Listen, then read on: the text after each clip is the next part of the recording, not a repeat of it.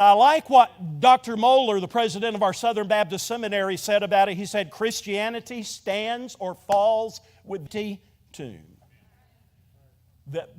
Beloved, you got to get this. The resurrection is the only explanation for our faith. Number two, second reason why Jesus' resurrection alone gives an explanation for the Christian faith. And that is the eyewitness testimonies.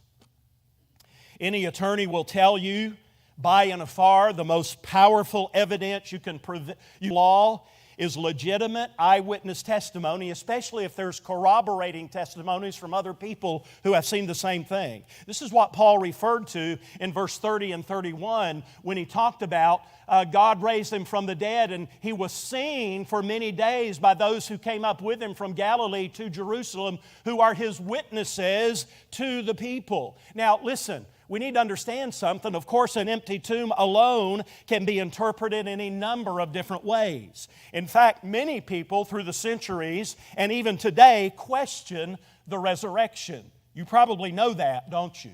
Let me give you a couple of the theories that people use to explain and try to give you anti-Christian propaganda. Number one, they say his followers stole the body. His followers stole the body. So I got to ask the question, how in the world did they get enough courage, and how could they overcome the Roman guard? How could they even do that when, if you read the Bible, you find not only the disciples' fear for their own lives because they were followers of Jesus, but they didn't understand the resurrection. They didn't even believe the resurrection. Remember when Mary came in and told them, I've seen the Lord. And they responded, Mary, are you crazy? What do you mean you've seen the Lord? He's risen from, what? You mean they didn't even believe it themselves. Remember the Roman guard, platoon of old, tough Roman soldiers. Can you imagine a bunch of fishermen and a tax collector sneaking past a platoon of Roman soldiers, moving the stone away, breaking the Roman seal ever so quietly, and then taking the body? You know that's the oldest myth.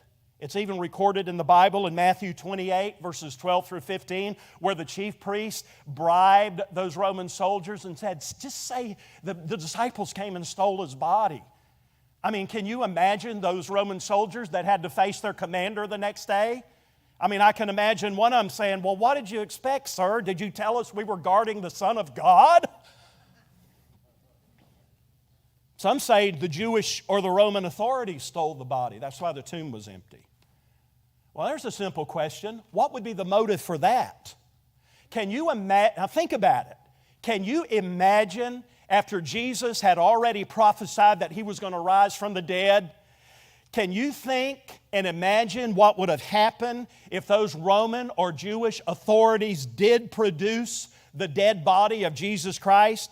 I guarantee you they would have paraded that dead body, that corpse around Jerusalem day after day until it literally fell apart, proving there was no resurrection. Hey, here's your resurrected Jesus, and His body would have certainly suffered decay. You know why they did not do that? Because they couldn't, because the tomb was empty. And then there are some really smart person came up with what is called the swoon theory, which says that Jesus really didn't die on the cross. He merely lost consciousness. And then when they put Him in the cool tomb, He revived. And then He removed the stone and overcame a platoon of Romans